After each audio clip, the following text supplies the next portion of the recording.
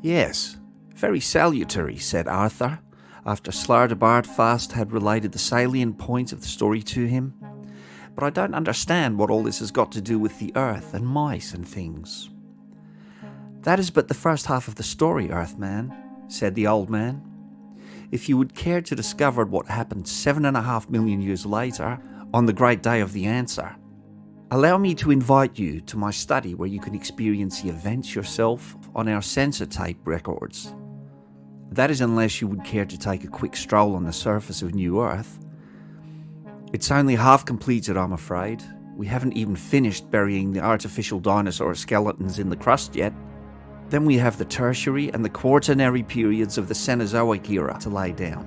And, no thank you, said Arthur, it wouldn't be quite the same. No, said Slardabardfast, it won't be. And he turned the air car round and headed back towards the mind-numbing wall. Slardabardfast's study was a total mess, like the results of an explosion in a public library. The old man frowned as they stepped in.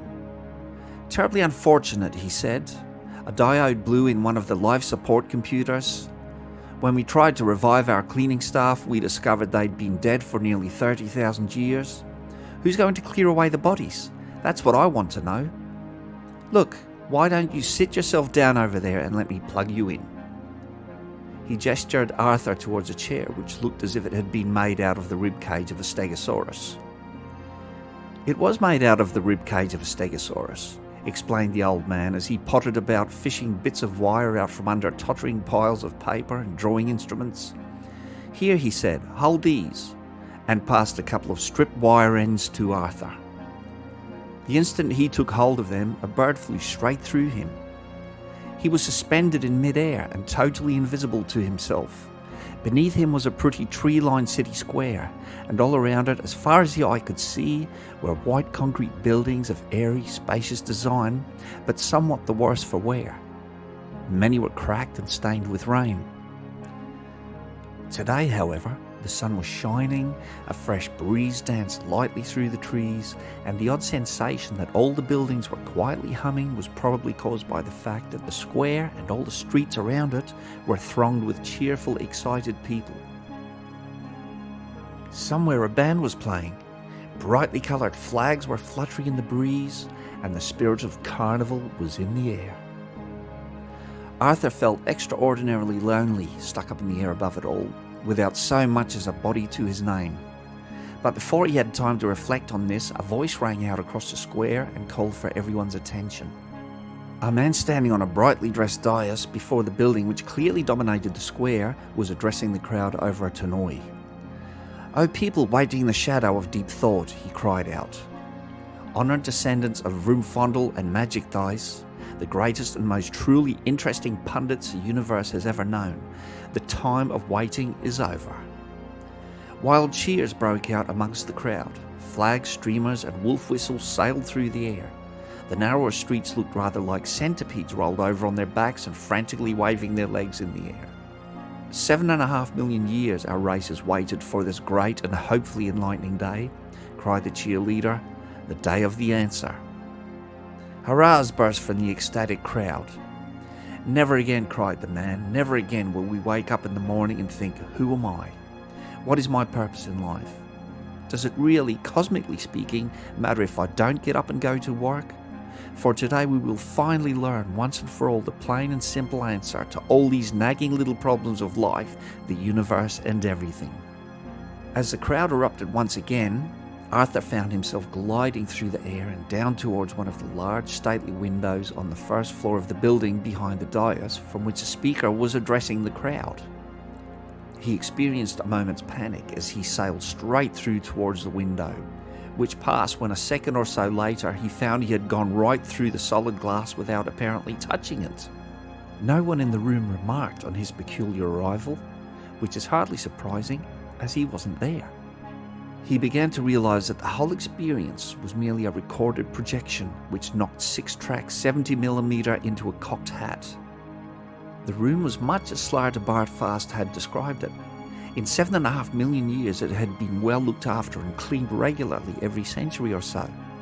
The ultra-mahogany desk was worn at the edges, the carpet a little faded now, but the large computer terminal sat in sparkling glory on the desk's leather top, as bright as if it had been constructed yesterday. Two severely dressed men sat respectfully before the terminal and waited. "The time is nearly upon us," said one, and Arthur was surprised to see a word suddenly materialise in thin air just by the man's neck. The word was Loonquall, and it flashed a couple of times and then disappeared again. Before Arthur was able to assimilate this, the other man spoke, and the word Fauch appeared by his neck. 75,000 generations ago, our ancestors set this program in motion, the second man said. And in all that time, we will be the first to hear the computer speak. "An awesome prospect, Fauch," agreed the first man, and Arthur suddenly realized that he was watching a recording with subtitles. "We are the ones who will hear," said Fauch, "the answer to the great question of life." "The universe," said Loonquall, "and everything." "Shh," said Loonquall with a slight gesture. "I think Deep Thought is preparing to speak." There was a moment's expectant pause whilst panels slowly came to life on the front of the console. Lights flashed on and off experimentally and settled down into a businesslike pattern. A soft low hum came from the communication channel. "Good morning," said Deep Thought at last. Good morning, oh Deep Thought," said Loonquall nervously. "Do you have, that is..." "An answer for you?" interrupted Deep Thought majestically. "Yes, I have." The two men shivered with expectancy. Their waiting had not been in vain. "There really is one?" breathed Fauch. "There really is one," confirmed Deep Thought. "To everything? To the great question of life, the universe, and everything?" "Yes." Both of the men had been trained for this moment. Their lives had been a preparation for it. They had been selected at birth as those who would witness the answer, but even so they found themselves gasping and squirming like excited children. "And you're ready to give it to us?" urged Loonquall. "I am." "Now?" "Now," said Deep Thought. They both licked their dry lips. "Though I don't think," added Deep Thought, "that you're going to like it." "It doesn't matter," said Fauch. "We must know it, now." "Now?" inquired Deep Thought. "Yes, now." "All right," said the computer and settled into silence again. The two men fidgeted. The tension was unbearable. "You're really not going to like it," observed Deep Thought. "Tell us." "All right," said Deep Thought. "The answer to the great question, yes, of life, the universe and everything," said Deep Thought. "Yes, is," said Deep Thought and paused. "Yes, is, yes, 42, said Deep Thought with infinite majesty and calm. I hope you're enjoying this fantastical tale. The next chapter of Hitchhiker's Guide to the Galaxy will be coming out soon.